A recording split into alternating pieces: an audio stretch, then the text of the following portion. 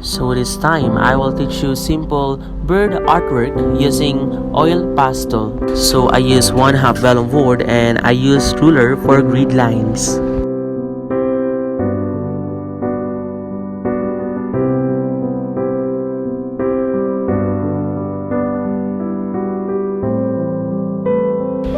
I choose this bird as my reference. Then I copy it and draw an outline.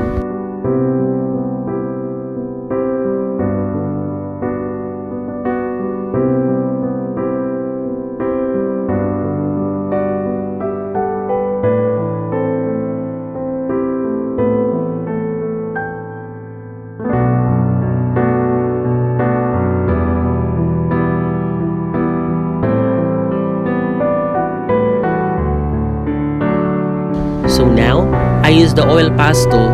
The brand of oil pastel is Dong-A. It's very cheap. You can buy it for only 119 pesos in many bookstores.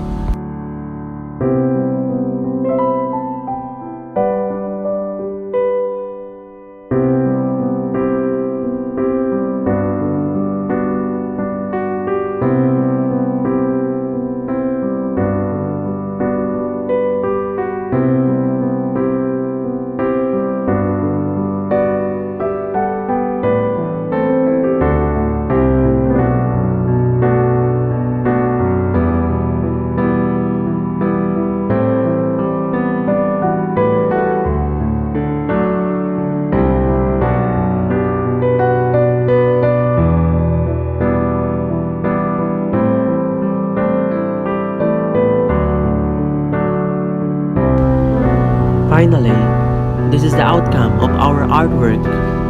Simple bird using oil pastel.